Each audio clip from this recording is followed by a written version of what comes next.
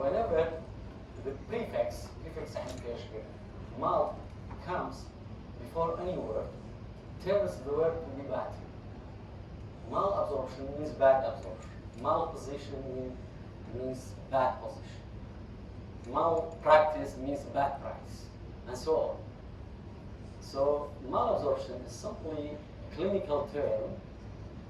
There is a defect in the absorption of one of the nutrient materials, whether fat, whether proteins, carbohydrates, electrolytes, and vitamins, both soluble and insoluble. The process of malabsorption may include only a single subject.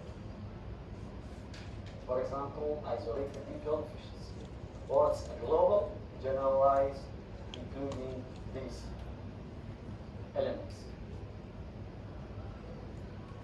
Malabsorption commonly, or the most common presentation, is passing loose motions, diarrhea, and or steatorrhea.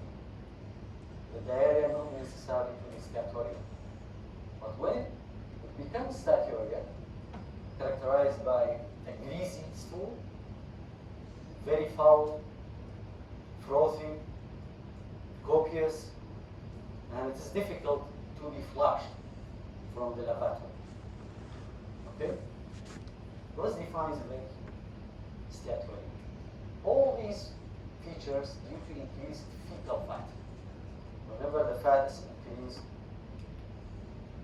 gives these features. If we look at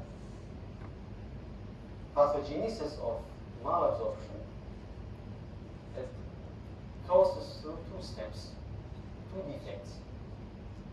One defect inside the lumen,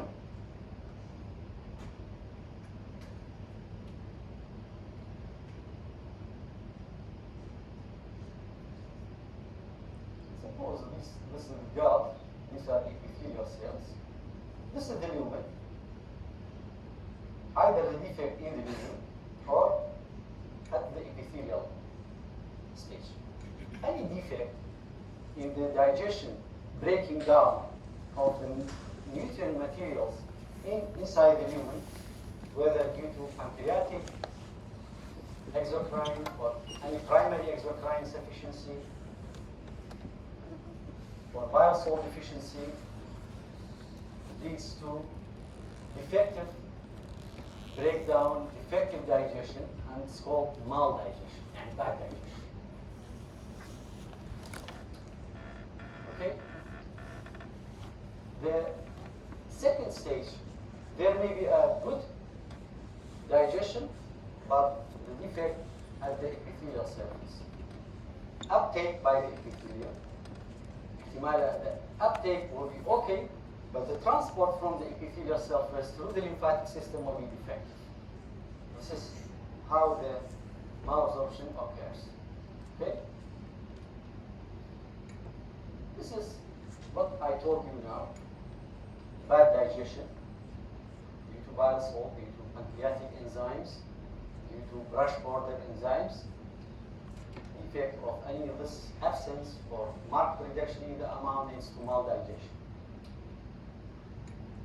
A very good example, the rest of the lecture, of bad digestion is what's called SIBO. You should be familiarized with the SIBO, small intestinal bacterial overgrowth syndrome. This is simply an overgrowth of bacteria in the intestine, and the parameter for diagnosis, you have to aspirate a jejunal sample of the fluid through endoscopy to take that secretion and to count the bacteria inside that cc of aspirin. It should be more than 100,000 colony forming units, CFU. Colony forming units is a unit microbiologists use to comment on the number of the bacteria per cc of the jejunal aspirin. This defines the bacterial overgrowth syndrome. This problem may happen due to strictures, maybe due to reduced intestinal motility, or maybe due to infections, blind syndrome, and so on. These overgrown bacteria acts on the bile salts, which are conjugated, turning them to become unconjugated. And for your knowledge, bacteria cannot synthesize B12. That's why it consumes all B12 inside the intestine, and the patient gets B12 deficiency. That's why in SIBO, B12 deficiency, simply macrostic anemia is prominent. These unabsorbed nutrients broken down by bacteria enters the large intestine, and there are also population of bacteria in the large intestine, in the colon, acts to break down these unabsorbed solids, producing structures called short fatty chain acids. These fatty chain acids exert an osmotic effect, draws fluid from the intestinal wall into the lumen. Fluid increases, leading to abdominal distension and passing loose motions, causing diarrhea and bloating. Okay? Sometimes malabsorption is due to a single defect of congenitally absent enzyme. This example is congenital alactasia or congenital lactase absence or deficiency. Absence, really not. Now we come to the pathophysiology. You know, the pathogenesis were two, luminal and epithelial. The pathophysiology, malabsorption occurs whenever there is a defect or a problem in the following four phases, which constitute the process of absorption of the nutrient material. Okay? This intraluminal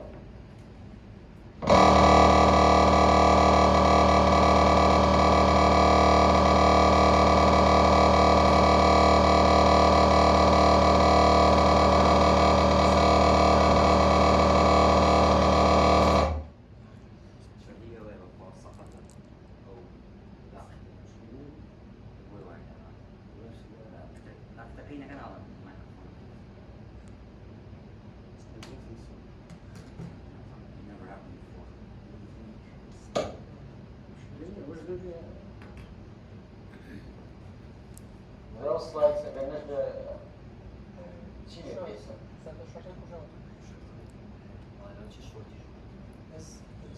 تريدي بيمانية. بشكل.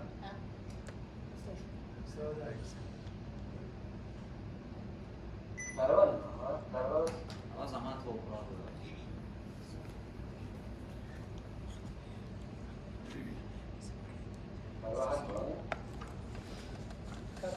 Yes.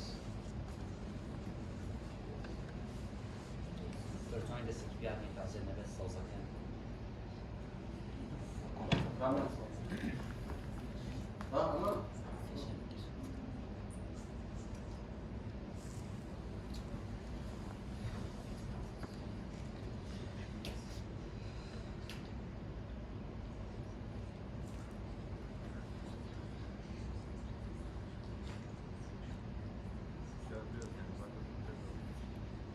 The slide is in front of you, you will understand better.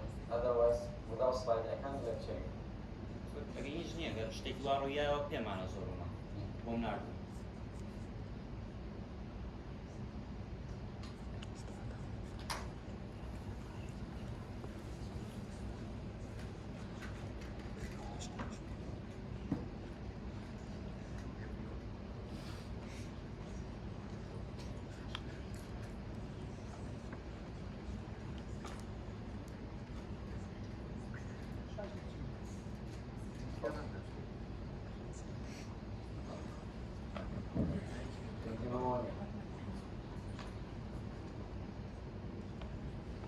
you have intraluminal digestion, terminal digestion, transepithelial transport, and lastly, lymphatic transport. The defect in malabsorption may happen at any level of these four stages. Okay? So, to describe the causes of malabsorption, it is better to concentrate, to stress on these four steps. In the luminal phase, a very important problem is reduction in the hydrolysis of the nutrient materials. The hydrolysis will be performed by various pancreatic enzymes for proteins and for lipids. These pancreatic enzymes may be insufficient. The proenzyme may not be formed, may not become active form, or may be inactivated by other secretions, for example, gastric secretions. All these lead to the process of impaired hydrolysis of the nutrient materials. Sometimes inadequate mixing of the pancreatic enzymes, the bile salts, and the nutrient materials also reduce the process of hydrolysis. Or, as I told you, the proenzyme will not be converted to an active enzyme to act on the nutrient materials, causes impaired hydrolysis. Another problem intraluminal may happen is impaired micelle formation. Micelle formation, simply a process for making fat solubilized. So the process of fat solubilization will be defective, and the causes may be a defect in the synthesis of the bile salts, or the bile salt already formed, but there is a problem in the secretion of the bile salt due to cholestatic hepatitis, due to some obstruction in the biliary tract, or simply there is a circulation between the liver and the intestine called enterohepatic circulation. The nutrient materials circulate there. This will be impaired. And lastly, when the bacteria deconjugates already conjugated bilirubin. These all lead to defect in the fat solubilization, and the micelle formation will not be ready for uptake by the epithelial surface. Okay? Sometimes the stasis of the nutrient materials inside the intestine may be due to neurological problem, reduced motor activity of the intestine, or due to anatomical problem, anatomy problem of the gastrointestinal tract. Examples of motor abnormality when long-standing diabetes get diabetic neuropathy, some dermatological diseases like progressive systemic sclerosis or simply scleroderma causes gut motility to be inactive, and in cases of intestinal obstruction, lastly there is no more movement of the intestine, gets the problem. In anatomical problems, short bowel syndrome due to intestinal obstructions, and in cases of diverticulosis, also a problem for malabsorption. Sometimes a connection happens between small intestine and the large intestine. This tract is called fistula. And from where it starts, goes to the other part, takes the name of both. Between small intestine and large intestine means enterocolonic fistula. Entero indicates small intestine, colon indicates large intestine. The bacteria from the colon differs from the bacteria from the small intestine. When it enters the small intestine, bacteria transmission leads to the problem of bacterial overgrowth syndrome, as we talked. Bir şey var şimdi. الله ينعزم ستة وصام جرمان ما كانش جرمان جرمان ده. بس شاركين Evet.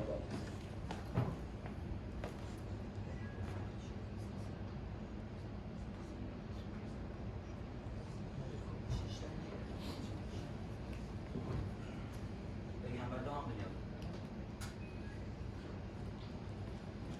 So we finished the intraluminal phase. We talked about the mucosal stage. The most important thing at the mucosal stage is what's called disaccharidases.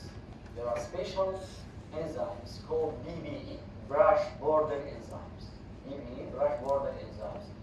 The commonest one is disaccharidase problem, the disaccharidase deficiency. And the commonest one, that disaccharidase which catalyzes the lactose. And the responsible enzyme is called lactase. There will be a defect in that. And we have many types of lactase deficiency. Primary lactase deficiency, secondary lactase deficiency. We will talk it later on in the slides. And acquired lactase deficiency. This is one problem happening in the mucosal stage. Okay? Another problem happening at the level of mucosal is immunoglobulin deficiency. The commonest one is IgA. The immunoglobulin A or IgA in the serum and in the intestine is also present in the intestine will be deficient. It exactly behaves like a patient with celiac disease. But the difference is that IgA deficient patients will not respond to gluten-free diet.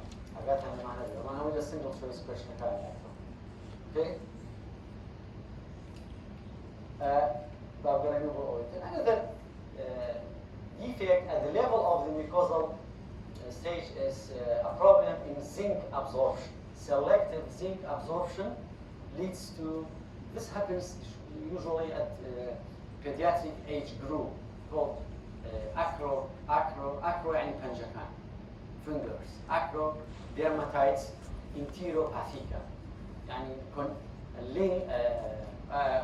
mixture of musculoskeletal manifestation with intestinal manifestations.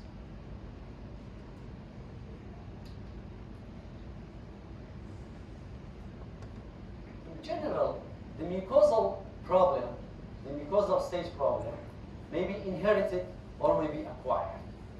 The inherited problems, despite the previous one, zinc, despite the lactase, there are some diseases usually confined to pediatric age group. They will be diagnosed since early infancy. Problems in the amino acids, problems in the fat absorption. These inherited defects may be in glucose galactose problem, may be due to amino acids, Hartman disease, may be due to cystinuria. أمانة هذا example بيزان. لو أنا لبيدياتريك زيادة بوتامش ده بس أنا كنت بيدياتريك زيادة they will tell you in details. A beta-lipoprotein, you should recognize this. This happens in both pediatric and adult. And it's a very characteristic disease. Almost you can diagnose it by intestinal biopsy. We will discuss it later. Or the problem is acquired. The acquired one, either the absorptive surface of the intestine is diminished, reduced, or the surface area is okay, but the mucosa is damaged, or there is no reduction in the surface area. The mucosa is not damaged, but something infiltrated the mucosa, hindering the absorption of the nutrient materials. For example, malignant cells in cases of intestinal lymphoma, also, and lastly, infections. We have examples of infection later on. We will discuss. It's called Buckal's disease by gram-positive bacteria. This is the post-absorptive stage. If you recognize this luminal phase, epithelial phase, post-epithelial phase, you will not forget the of physiology, you will not forget the clinical features and the examples of diseases easily will be recognized. Okay? خوي بالله لكن كان ماشي. Post-absorptive stage simply defines the status of the lymphatic function. The already digested, already absorbed by the mucosa, both lipoproteins, chylomicrons. Now it's the time of lymphatic system to take them to transfer them to the circulation. The problem in the lymphatic system also may be congenital, may be acquired. The best example of congenital is called congenital lymphangiectasia. There is dilatation of the lymphatic system. And a disease, a rare disease called Milroy's disease. Very rare. The acquired one simply the diseases which infiltrate the lymphatic system. Lymphoma. Diseases which may be infecting the lymphatic system. Mycobacterium, tuberculosis. Okay?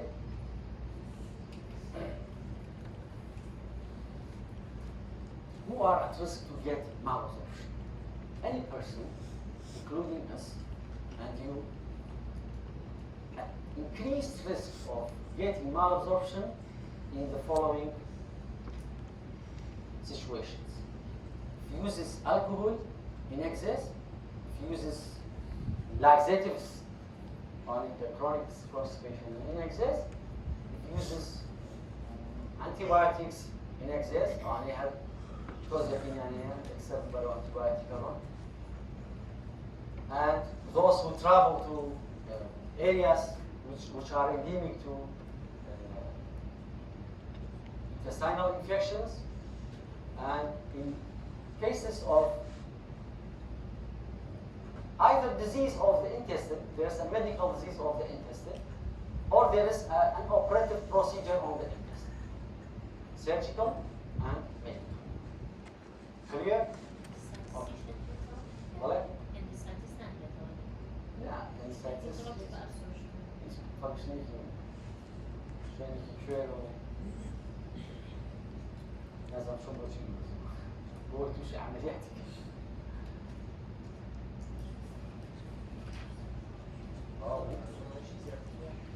نحسن والله لجنت رجالا باشا.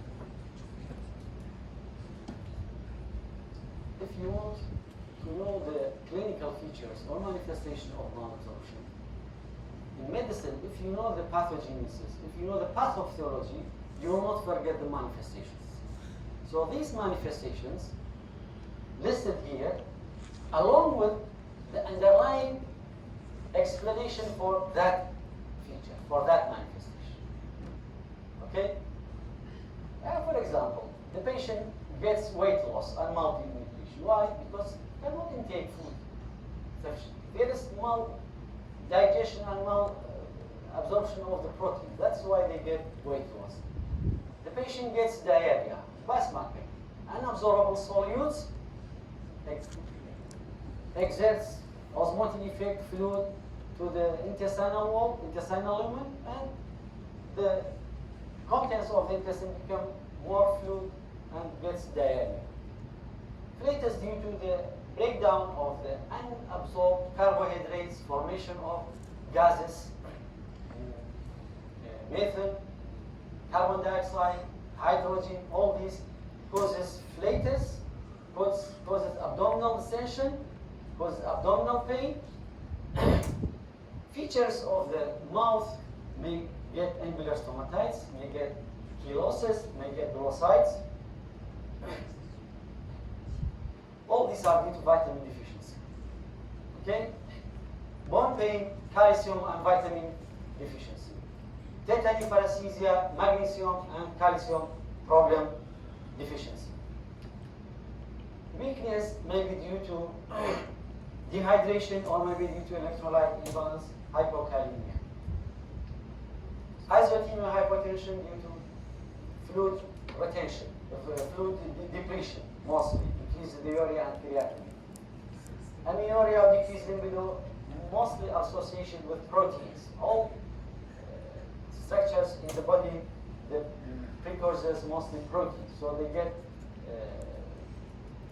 problems in the menstruation and so on. Anemia may be due to iron deficiency, iron deficient absorption, maybe due to macrocytic anemia due to B12 and folate malabsorption. Okay, so with each feature, there's an explanation for that. You should be aware about that. Bleeding, there is reduction in the prothrombin production and defect in the vitamin K. Night blindness due to vitamin A deficiency, and peripheral neuropathy due to B complex, B1, B6, B12. All these lead to polyneuropathy. Diarrhea simply is defined as either the mass is increased, or the consistency becomes more fluid, or the number of visiting the toilet increased. The mass, fluidity, and fluidity. Typically, when you collect 24-hour stool of a diarrheal patient, it's typically more than 200 grams per day. So this defines the diarrhea. When the diarrhea is small volume associated with perianal pain with blood, this is called dysentery. Mostly the diarrhea is from the large intestine due to colitis. Okay? The diarrhea classified according to the duration of the problem. If it's less than 2 weeks, this is acute diarrhea. Acute. If it is 2 weeks and 2 weeks up to 4 weeks, this is called persistent diarrhea. Persistent diarrhea.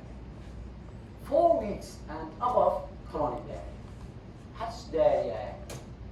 شوال حفتة زيادتي خيال, this is chronic diarrhea. شوال حفتة, دو حفتة, but شوال حفتة, persistent diarrhea. لدو حفتة كم ترمو, acute diarrhea. And acute diarrhea, 2 types. The offending agent either invades the epithelial surface or do not invade. Look at this. Invasive, non-invasive. When there is invasion of the mucosa, there will be damage to the mucosa, inflammation, blood, mucopurulent discharge. And examples of microorganisms invading the mucosa, many: hemorrhagic Escherichia coli, Shigella, Salmonella, Entamoeba stolothica, and Campylobacter jejuni. Those who cannot invade the mucosal surface producing diarrhea, viruses, rotavirus, norovirus, Cryptosporidium, Giardiasis, Clostridium difficile, and so on. Okay? The diarrhea has 4 types, categories. Some. S, secretory, O, osmotic, and malabsorptive, T, exudative. I'm not S to open, and this is M and E. You will not forget. Some.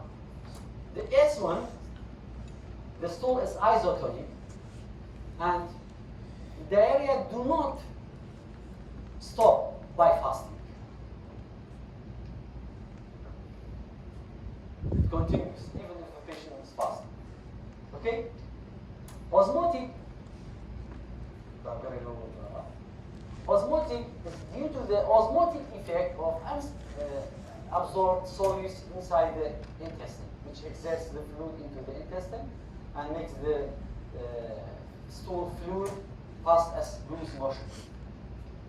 This, the milliosmol of the stool is much higher than the plasma, over 50 milliosmol per kg.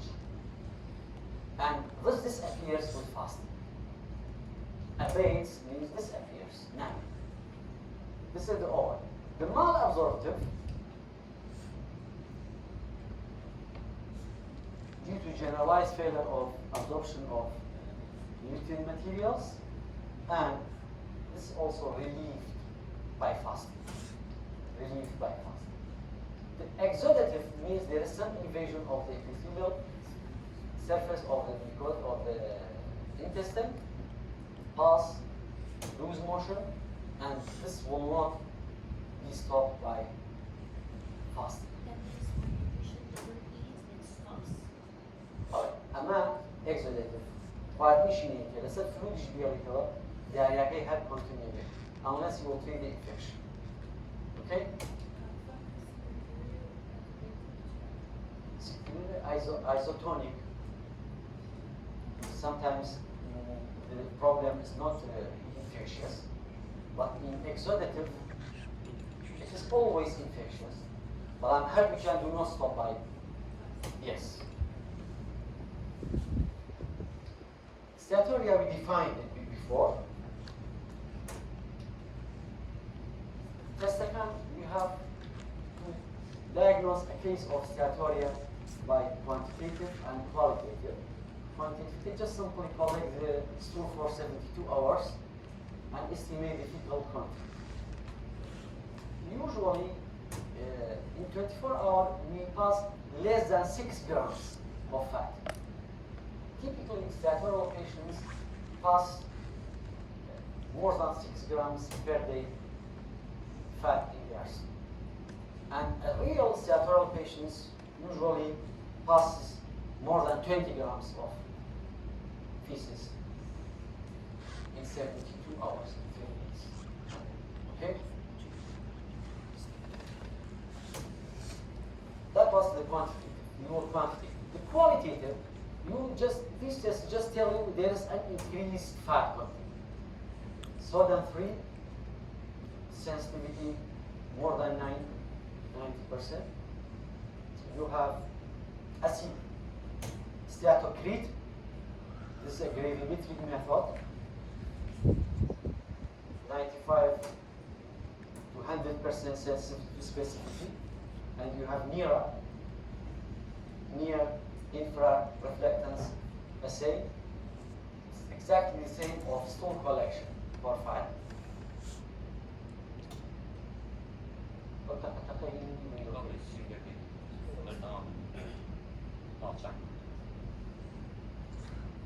Exactly the same as collection of stool for 3 days. Another advantage of NIRA is you can estimate carbohydrates and you can estimate the nitrogen. Okay? Serum test, nobody do it, but it was very useful. The problem is because the radio labeled cobalt, is not available. It's a nuclear material. There are what the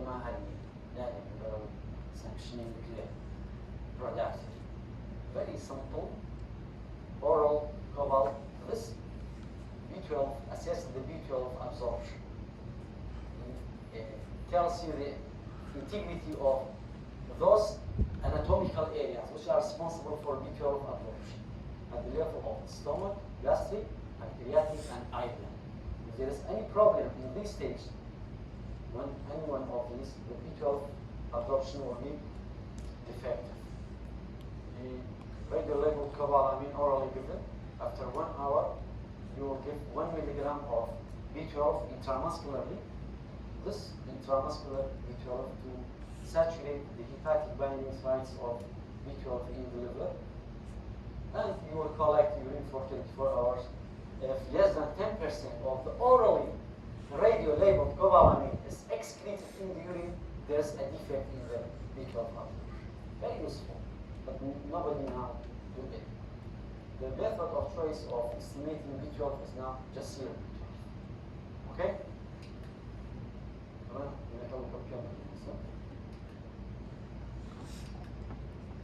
These tests, I think, still adopted in pediatric.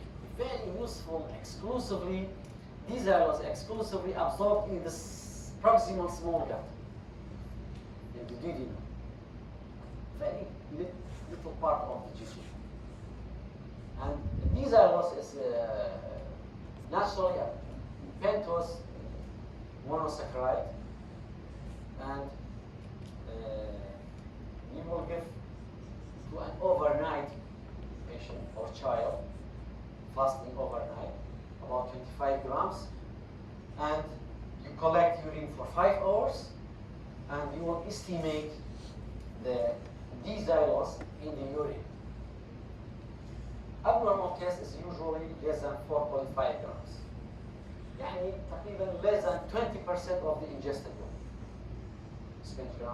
الأصابع تستمتر excretion بكري لurine, that's abnormal.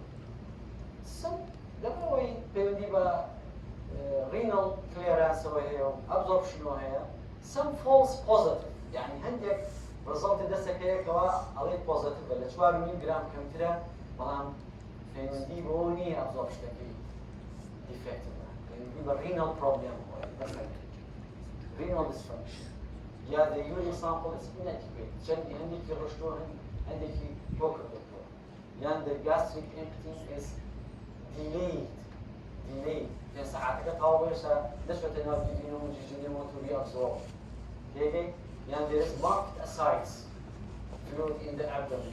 Presses the abdomen not to absorb it clearly and not to come down to the from the stomach to the intestine. Or the patient has taken some medications, simply aspirin, acid, non-steroidal anti-inflammatory drugs, indomethacin, or antibiotics, neomycin. Okay? D-xylose is very useful to differentiate between patient having malabsorption, whether it's pancreatic origin or it's a generalized problem of the small intestine, specifically celiac disease. In both of them, these pancreatic and celiac disease, the fecal fat is increased. You see? The D-xylose test in pancreatic problem, it's normal. More than 5 grams will be excreted in the collected urine for 5 hours. While in celiac disease, it will be reduced. Okay? In pancreatic problem, the villi will be normal, no pathological changes. While in celiac disease, there will be a defect later on, we will discuss it. You have, as you know, hospital كانوا ينبغي GIT مختلفين. You will hear some, we have some more radiology, you will hear some. لا كان دكتور يكتب صار بوتم اگر عزتنا بيه ولا فيش شوية سفين لا سابي لا قلبي كل من المكاني ماشي هذه كل شوارع usually familiar with this barium sulfate is a solution. It is radio opaque. The tissue bacteria is visible. أو يكون كسكة دخوادنا أو أشياء ممكن. Barium study of the esophagus called barium swallow.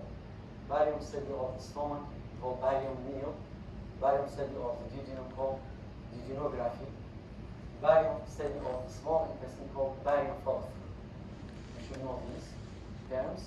And barium study of the large colon, large intestines. Barium A. You push it from the downward. Sometimes this barium sulfate can be used with imaging techniques, with CT scan, with MRI, as a contrast medium to delineate the intestinal tract clearly. Endoscopy of gastrointestinal tract, inspecting the esophagus called esophagoscopy, stomach and duodenum, esophago-gastroduodenoscopy, EGD or OGD. Americans say EGD, esophagus, or calabin, peritoneal, or esophagus. So an OGD and an EGD inspects these anatomical areas to assess the small intestine, because the conventional gastroscopy or EGD or OGD inspects this is the second part of the duodenum. Third part, fourth part, jejunum and small intestine cannot be visualized by the ordinary endoscopy. So there are methods called enteroscopy. Enteroscopy in old days we used to push enteroscopy. But nowadays there's spiral one. We have push enteroscopy, we have spiral enteroscopy. And nowadays we have also wireless capsule endoscopy. Capsule will be ingested because video passed through the motion and will be read on the computer. Endoscopy of the lower inspection of the anus, anoscopy, rectal, rectoscopy, sigmoid, sigmoidoscopy, and whole colon, called colonoscopy. And you can examine the 8 to 10 centimeters of the terminal ileum. It's called ileocolonoscopy. Okay?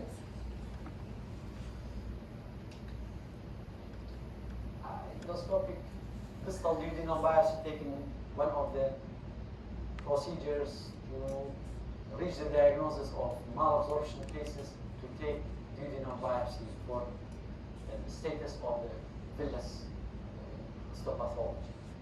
And our own subclinical. Endoscopically detected lesion may be patchy, specific, diffuse, non-specific, diffuse, specific. It's confusing, but I'm very simplifying on that. How capacity? The suspected distal small head by endoscopy negative, capsule endoscopy or push spiral. أنا السلايد كان هي عشان example لك from taking biopsy from the small intestine, you either find a patchy lesion but specific. Whenever you see this is the pathological finding, you will say the disease in fact. Okay? You have Whipple's, abeta-lactoproteinemia, and agammaglobulinemia. Whipple's disease, during staining, there is pus positive macrophages. Whipple's disease. There is no second option. Okay? Agammaglobulinemia, the lamina propria will not contain plasma cells. You know, plasma cells are responsible for gamma globin production. Abeta-lactoproteinemia, you tell the patient to take meal postprandial biopsy. There will be vacculation of the epithelial cells, classical for abeta-lactoproteinemia. Okay? But أنا diffuse specific. Patchy and specific, زور patchy and specific. يعني the pathology may affect one area, but the next area is normal. Okay? Crohn's, amyloidosis, intestinal lymphoma, intestinal lymphangiectasia, eosinophilic gastroenteritis. How many? Nina kashi lagalaya, histopathological appearance. Kat minus what you take. Mastocytosis, Crohn's, amyloidosis. Specific infection may also be seen. Or the pathology is diffuse but non-specific. You can see the same histopathological finding in different diseases. Differential diagnosis that celiac, tropical screw, SIBO, Zollinger-Ellison syndrome, both B12 folate deficiency and even radiation enteritis. Okay? What? Diffuse specific يعني sample لها شو نيجي. أنت سامتراك دور بقري the same pathology. هيك؟ وأو histopathological finding تنها لو disease. Diffuse specific. تنها 3 diseases. Whipple's, abeta-lactoproteinemia, and agammaglobulinemia. Diffuse non-specific زور سياكا توبيكال سكروا سيبويا radiation B12 deficiency folate deficiency and so on. Okay? Celiac disease. Saya berlatang orang setelah ini. Best